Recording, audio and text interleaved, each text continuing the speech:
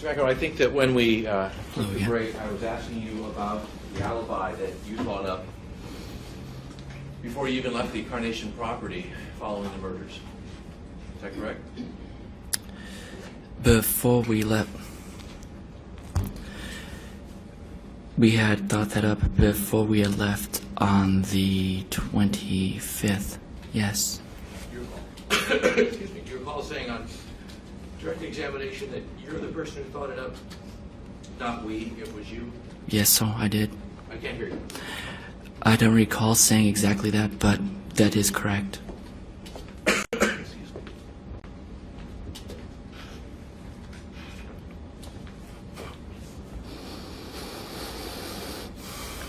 And I think you told the jury last Thursday that as you approached the property, you saw the black helicopter, and you said, quote, "I realized that they had been found," unquote.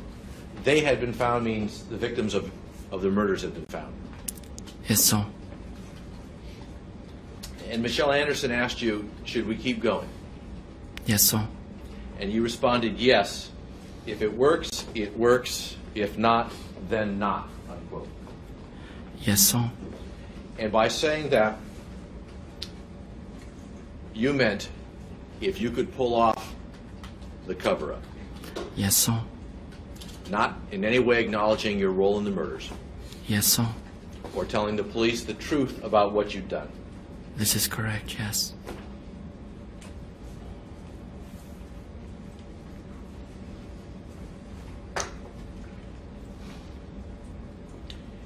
Among the other things that you did during the course of the murders and during the course of the cleanup and Yes. following the murders, one of the things that you testified to was the visits that you made back up to the property following the murders. Recall that? Yes, sir. I believe you testified last Thursday, quote, "We ended up going up there a couple of times as I would think of things I'd forgotten," unquote. Yes, sir. And that is exactly true, isn't it? Yes, sir. Those were things that you thought of, Yes, sir. not Michelle Anderson. Yes, sir. You're not mixing up your pronouns there, are you? No, sir, I am not.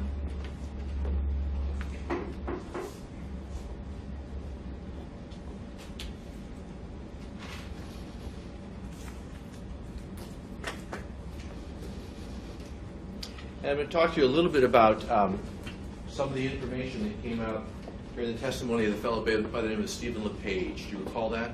Yes, sir. And it seems like he was there a week ago, but I think it was just yesterday morning. I believe you are correct, yes.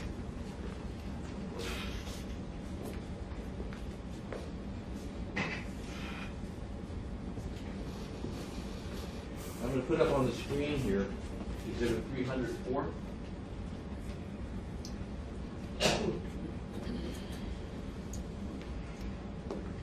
You recall Mr. LePage talking about Exhibit 304, which is the letter that Michelle Anderson wrote to you, correct? I'm sorry, let me give you a copy. Doesn't look like the letter she wrote to me. And for clarity, is that the original exhibit on the overhead, or is that a copy of the That's a exhibit? book. That? Let me hand you, Mr. McEnroe, the original of the Exhibit Okay. 304. Okay. Maybe that is the same one. You heard Mr. LePage testify about that letter, Exhibit 304, which is a letter addressed to you, Joe. Yes, sir. That's in Michelle Anderson's handwriting. Yes, sir. You have to speak up a bit, please. Yes, sir. Then you recognize her handwriting. Yes, sir. And that letter was sent through Stephen LePage. Yes, sir. And you received it, Yes, sir. and you brought it to the attention of your attorneys. Yes, sir. And that letter talks about something that you talked about on direct examination. Do you recall? John the Yes. Longshoreman. Yes, sir. You testified on cross-examination that John the Longshoreman, two things. You said that John the Longshoreman is Michelle Anderson's spirit guide, Yes, sir. and we learned that he bears a striking resemblance to the Gordon Fisherman's guy.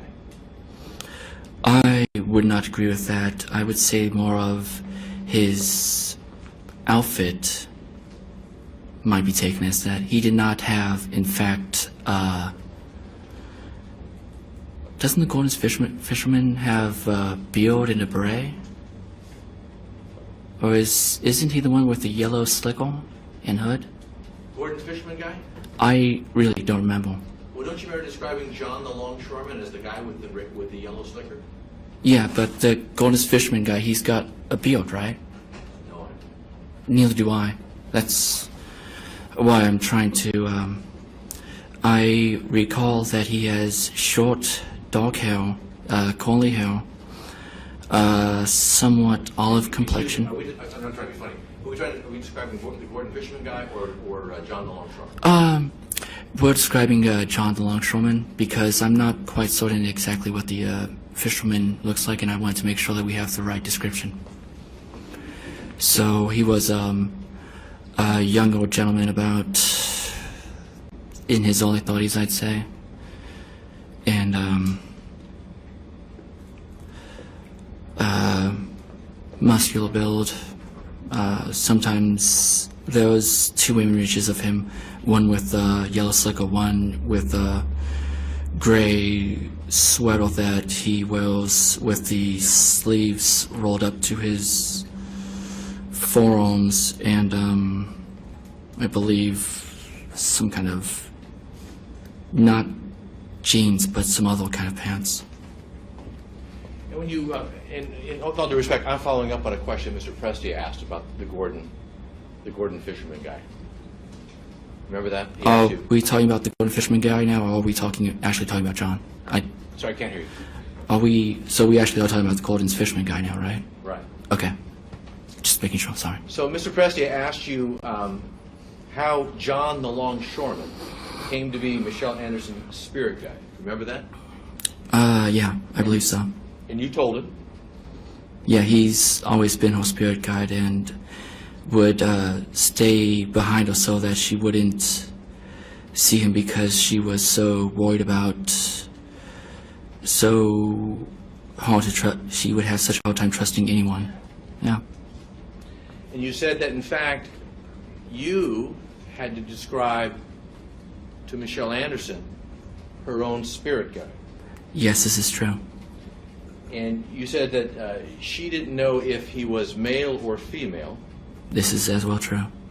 and that you tried to contact John the Longshoreman through Crow. That my ability to describe him was through Crow, actually, yes. And you said he's between 5'10" and 6 feet tall. Correct? I'm not sure if I gave exactly that size, but he's about average height, yeah. You said he has strong forearms, He has a strong build in general. wears a rain slicker, As I said, at time, those two images of him, one with a slicker and one without, as I just described. and very muscular, as you just described. Yes, sir. You testified that Michelle Anderson was very interested in having a spirit guide. You recall that? Yes, sir. And that she felt that she had one, but that it was somebody who would always be, for she had actually said that she had actually spoken with this one and been had some conversation with him previously, but did not know who he or she was, because in her imaging, she or he was always behind and at an angle in a sort of blind spot where she couldn't see or really sense who this person was. So he's kind of lurking behind her shoulder. In a way, yeah. Kind of just hanging in the blind spot because she had such a hard time trusting males or females, yeah. She was of the opinion that he was somebody muscular, and he or she was somebody muscular and large, but that was all she really knew. You told Mr. Presti that you and Michelle Anderson talked about your spirit guides every day. She was very interested in that. It was actually that she would be the one bringing it up, and we would talk about spirit guides and a little metaphysical stuff like that. Keep your voice up a little bit. I'm sorry. We would talk about spirit guides and metaphysical stuff like that. She was always asking me about those such things. And not only did you talk about your spirit guides, you and Michelle Anderson, every day, you sometimes talk throughout the day about your spirit guides. Sometimes, yes. Sometimes in the morning, and sometimes in the afternoon, I think you told Mr. Preston. Actually, I said sometimes in the morning and sometimes in the evening. My schedule was flipped sometimes because there was a number of times where I was working at night. So, Let me see if I have this straight. Your testimony on direct examination was that you introduced Michelle Anderson to John the Longshoreman because she really couldn't see him. yes, sir. And the reason why is because she has trust issues. Yes, sir. And you told us on, whenever it was, last Thursday, that you made the introduction of John the Longshoreman to Michelle Anderson through Crow. Yes, sir. That's how I was able to describe who this person was to her, yes. And when you're talking about you and Michelle Anderson talking about your spirit guides every day, you're talking about Crow and Longshoreman, John the Longshoreman. Not just them, but also we would talk about just esoteric stuff in general. It's not just the spirit guides, but also like the nature of God and whatnot. For example, the when we had spoken previously about how there were some people who might, the idea that there were some people that were dark entities or different types of entities. This was actually something that she had initially gotten from reading Sylvia Brown. I wasn't too sure about that, but I had eventually come to believe that she was correct in that. At this point, I have some very strong doubts about that. You guys talked about this for years, it sounds like. Yes, sir, we did. She was very, this is something she thought about quite a lot. So there's sort of the four of you there. There's you, Michelle Anderson, Crow, and John the Longshoreman. I don't know if foursome's the right word, but there's that you guys are basically hanging out together every day for years. Yeah. I mean, as I said, when I likened it to kind of a guardian angel, they're always there.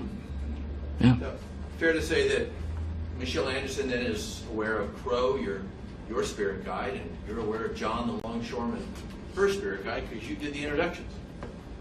Yes. And you did the introductions with She Crow. asked me to if I could figure out if I could can't remember exactly how she put it, but sort of introduce her to tell her and show her who her spirit guide was. So I did. Let me ask you. Looking at Exhibit 304, and there's a copy. The original is there on the table next to you, and So. it's up on the screen here as well. Yes, sir. It says, quote, Joe, I want you to know that I've spoken to John the Longshoreman for advice. John is a friend of that gentleman that is nicknamed Crow. The two of them have possession of tremendous wisdom, intuition, and insight. Yes. So it is with great obligation that I feel compelled to pass along his advice. John said that you will not succeed in being acquitted regardless of what you have been told. Later she continues, but you don't have to take my second-hand advice. Ask Crow. He'll confirm that John said this. Did I read that correctly? Yes, so you have. Can you explain something to me? If Michelle Anderson is familiar with Crow, Yes. and you're familiar with John the Longshoreman, Yes. why would she have to explain to you in such detail in a letter written in July of 2008 who they were? I do not know. I really do not understand how she was.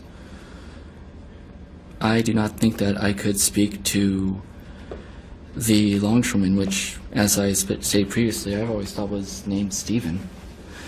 I do not believe I could speak to whole spirit guide without Hall being around, and how she could possibly speak to Crow without me being around is baffling to me, honestly. I do not know why she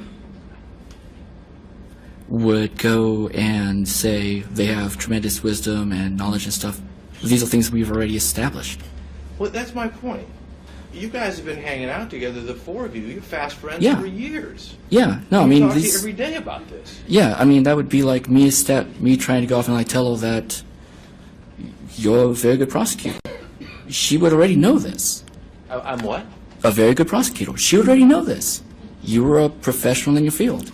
This is the same thing. She already knows this. So after years of the four of you hanging out, Yeah, in July of 2008, she has to explain to you, quote, John, the longshoreman, Yes. is a friend of that gentleman that is nicknamed Crow. Something that you already, in theory, knew. something that I already very much knew. Yeah, I don't understand why she pointed this out. No. And similarly, she felt the need in July of 2008 to explain to you that Crow and John the longshoreman, quote, have possession of tremendous wisdom, intuition, and insight, unquote. That's something you already knew. Yes. But there's more, right, in that letter. Yes. If you're familiar with John the longshoreman, why would Michelle Anderson feel the need to write, quote, she felt compelled to pass along his advice. John said that you will not succeed in being acquitted regardless of what you have been told. But don't have to take my secondhand advice. Ask Crow. He'll confirm that John said this, unquote. Did I read that right? Yes. That doesn't make any sense, does it? Especially since I had not at any point really believed that I would be acquitted. Well, so there was no point that if she was talking to John and John really was talking to Crow, that she would be in the under assumption that I was believing that I would stand to be acquitted at any point. Let me see if I get this straight. If Michelle Anderson is talking to John the longshoreman, Yes. and you're talking to Crow, No. If she is talking to John, or rather Crow through John, then she would be aware of the fact that I have not had at any point any belief that I would be acquitted of these things that I did. And so I do not understand why she would be assuming otherwise.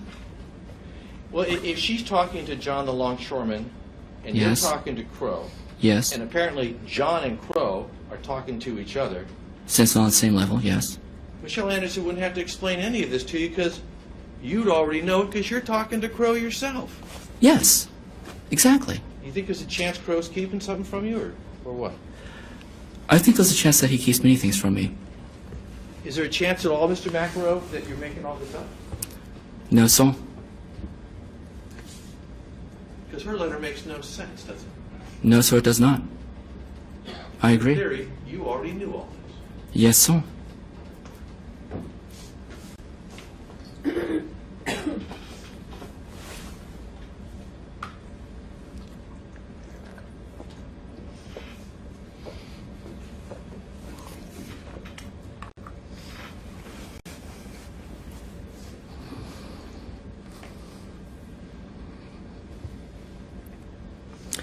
Not only directly from me.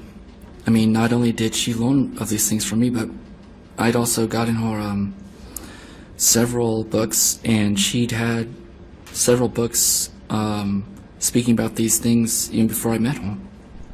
So In fact, these are the things that we both would have known already. In fact, even though there was a no contact order, Hmm? you could actually talk to her because you could talk to Crow. He could talk to John the longshoreman, who could talk to her. That's the way of getting around the no contact order. One is that had not occurred to me, as I've stated previously. I don't know how she could possibly have been able to speak to Crow, because typically one has to be at least somewhere near the other person that you're whose guide you're trying to talk to. Even the term guide, it seems kind of weird. I before I met Michelle, I would call it guardian, and it's only after being with Michelle that I shortened it, used the term that Sylvia Brown would use, which is spirit guide. So I don't understand why, like you're saying, why she would have to go to the effort of making a letter. If she felt that she could speak directly to Crow, okay, or even through John to Crow, then why would she feel the need to send me a letter? I don't understand that either. It's strange to me, but I don't think she would be able to speak to Crow anyway. The other explanation could be, you guys are making this up. It could be, but it's not.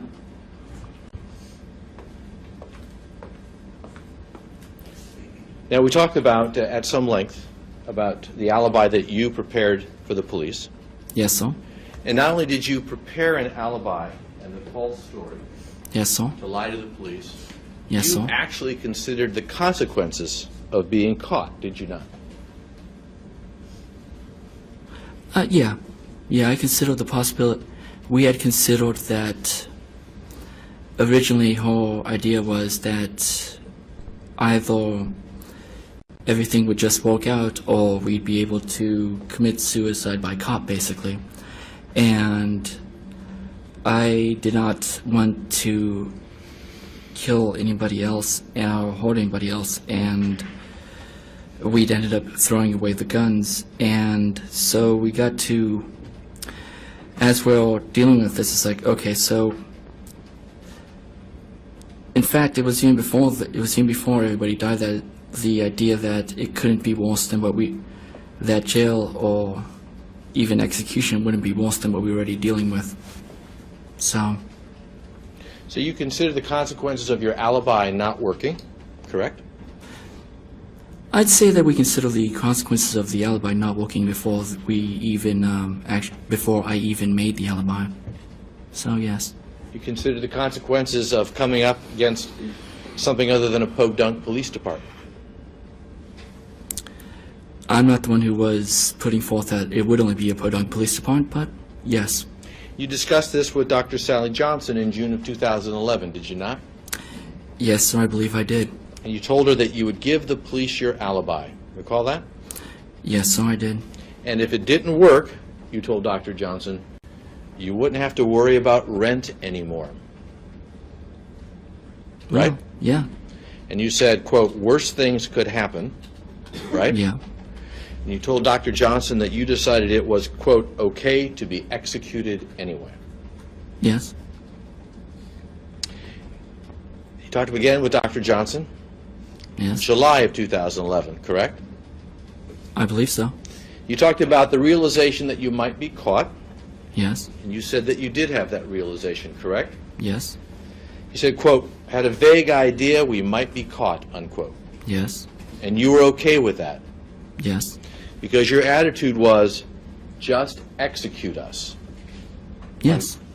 At that point, if I didn't want any harm to befall her, but I did not mind if I was executed. And at that point, you mean in July of 2011? Actually, at that point, I was speaking directly of when things were, when all this was, all of this awfulness was coming up and actually happening. At this point, I have some slight preference, but it's not. What happens, happens. I've made my errors, and I will pay for them, and that's how it should be. You told Dr. Johnson that, quote, we wanted to die, unquote. Yes.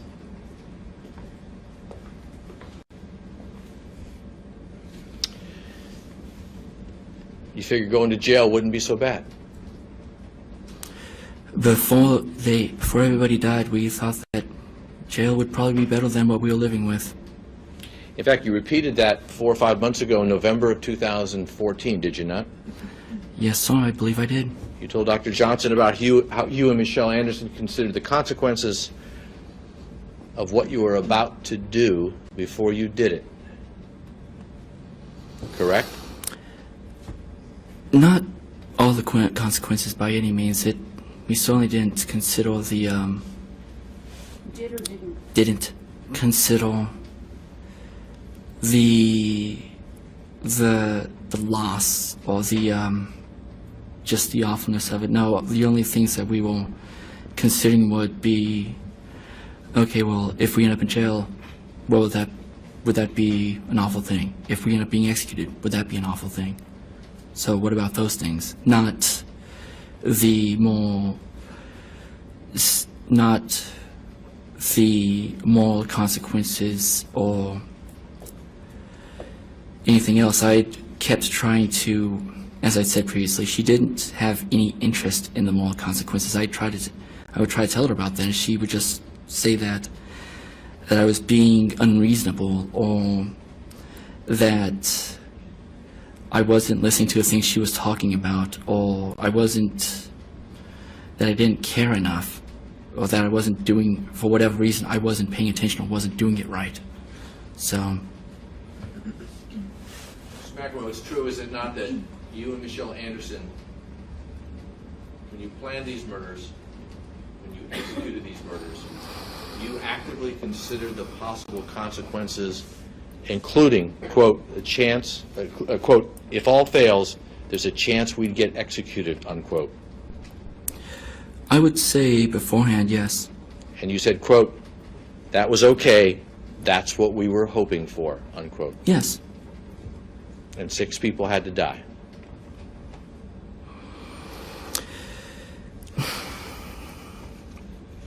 That's the thing, is that it doesn't make any sense. I mean, if as far as I knew, why am I going to this huge effort to try and protect somebody who literally wants to die? I can't explain that. I can't explain that to myself. It does not make any sense. That's the thing with a lot of this, is that there's so many things about it that, if you're looking at it in a sober light, do not make any sense. If you're looking at it. In a sober light, they do not make any sense, and they didn't make sense then. I would say these things, and I would point out, look, this is not right, this is not, what about this, what about this, this doesn't work for this reason, and she would just say, look, trust me, I know what I'm doing, or look,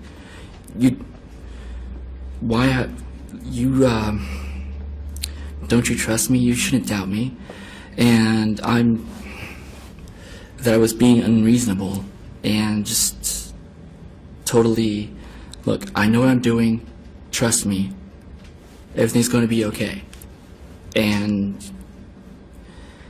it's one of those things about Sheely and Balo trying to make sense at the time, just, this is what's going to happen, and you're going to go with it.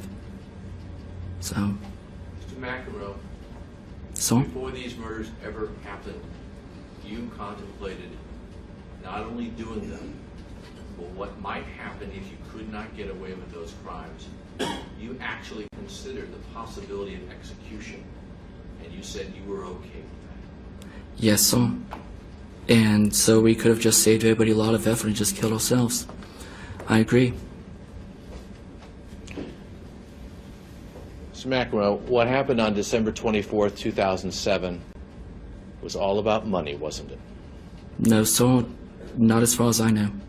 It wasn't about some claim of abuse, was it? As far as I knew, it was about a claim of abuse. Or some need, it wasn't about some need for closure. As far as I know, yes, it was about this need for closure. As far as I knew at the time, it was about this claim of abuse and about dangerousness. And there was that $3,000, but as far as I knew, that was more about betrayal than anything, which is, of course, is obviously obvious, very ironic considering everything. This was pure greed, wasn't it, Mr. McEnroe? Absolutely not on my part. I was trying to protect her. Mr. McEnroe, you and Michelle Anderson were upset because there was a claim that Scott owed her money. I was upset about that, But that's not something I would kill somebody over. Remember they If told I you- had, if it had been up to me, I would have just stopped talking to the guy. We heard your voice on that tape when you Yes. said, when Detective Pavlovich asked, well, did it look like Scott had forgotten? And you said, no, he knew. You were angry. Yes, sir, I was upset. That doesn't mean I would want to kill him over that. I would just stop dealing with him. You were upset with Wayne because he seemed to be taking Scott's side. Correct? Though, I wasn't actually... I was upset with Wayne because I thought we were in danger from him. I can't even say what we would be in danger from. I mean, after all, we wanted to die. So how in the hell could we be in danger of anything? That doesn't make any sense. Mr. Macro, is it not true that Wayne Anderson made the fatal mistake when his daughter raised this subject? He made the mistake of saying, just let it go. You're living rent-free on my property. Let it go. I think I did not know about this, but unfortunately I believe you're correct. I believe that that's what happened. And it baffles me to say that because I was the one who was paying the rent. Before we moved there, I was the one who was paying the rent. So I just went back to paying the rent. I didn't mind. We were living on their land. I didn't mind paying rent or whatever at all. And you were angry about this claim that Scott had not fixed the car. Remember that? I was upset about that, yes. In fact, you were not only upset at the fact that Scott had not fixed the car, but you believed that he was driving around in the car. Remember that? That was an acceptation of force that I accepted, yes. That made you furious, didn't it? I would not say furious, no. It made me upset, but not furious. Well, when you spoke with Detective Pavlovich on December 26, 2007, you spoke about your motive repeatedly, did you not? I don't know, sir. It was money, was it not? No, sir, it was not. Maybe for her, but not for me. And I don't believe it was her sole thing because when Erica asked her, why are you doing this? And she said, because you hate me, you always hated me. There was so much anger and venom in her voice, I can't say that it was only about money for her either. You were angry because you and Michelle Anderson believed that her parents were not supporting her in the dispute with Scott Anderson. There was some upset about that, but that's didn't have anything to do with me. You're angry about her parents not paying you guys back for improvements that you claim you made to the trailer. So all of the improvements and materials that I bought, Michelle would go to her mother, get the payback for that, and pocket it herself. I was not looking at getting any of the money back at all that I put into the trailer. Let me get this straight. You're now testifying that Michelle Anderson was getting repaid for the improvements to the trailer, but she was secretly pocketing the money and keeping it from you? No, so she was not secretly pocketing the money at all. She said, okay, I'm going to just keep this, okay? And I said, yeah, go ahead. When I had bought the curtains, when I had bought various floor planking and flooring, yeah, I had bought those, and she went to her mother to get the money back. And when she got the money back, she kept it, and she said, I'm just going to keep it. I'm like, yeah, go ahead, I don't care. So any claim that you were upset about not being reimbursed for those improvements, that can't possibly be true if she was actually paid by Judy Anderson. Yeah, the only items that I could say that she might have said that she wasn't being reimbursed for was maybe the washing machine and the fridge. When were you supposed to start paying rent? First of the year? I don't know. I'd actually drawn up a rent contract based off of one that Wayne had given to Michelle to bring to me. So I'd actually made up a rent contract and put it on a disc and given it to Michelle to take to him. And we had originally been set up to start at $200 and work our way up over the course of a year. She came back down and said that after a year, that for a year we wouldn't be paying rent, and then after that we start paying rent, which seemed incredibly generous to me. But When the subject of paying rent came up in December of 2007, when was it supposed to start? I had actually forgotten about it, and I don't remember being brought into this conversation at all about paying rent. So rent wasn't a motive for you. No, so it was not. If it had come up, I would not have had a problem with paying rent. I was living on the property. I certainly would not have had a problem with paying rent for it. Mr. McEnroe, are you aware that you mentioned money or the car or something to do with your finances as a motive more than 9 times to Detective Pavlovich? I have gone through. I remember actually looking at the various things that you were mentioning. Money, the car. I still have to say it was not about money. And there was a large part of it that was about the car, but I mean, if you're going like saying that the various things that I put in there as distractions, like how he had taken in 500, $500,000, it's like that was as relevant as those 4 people who I should not have brought in the first place. And was it 4? Whatever. However many people I had went and thrown out as alibis, which, let's be completely honest here, I should not have done it. Was completely wrong in doing it in the first place anyway. So. Since you reviewed the statements, you're aware that Michelle Anderson spoke about money as a motive more than 35 times. I heard her statement and for the first time in this court, and that really shocked me, actually. So you had no problem then with Wayne's attitude about the money that you guys claimed was owed to Michelle? You had no problem with Wayne about that?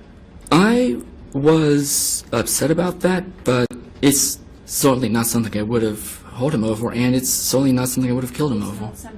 That I would have hurt him over, and certainly not something I would have killed him over. I mean, that's between them.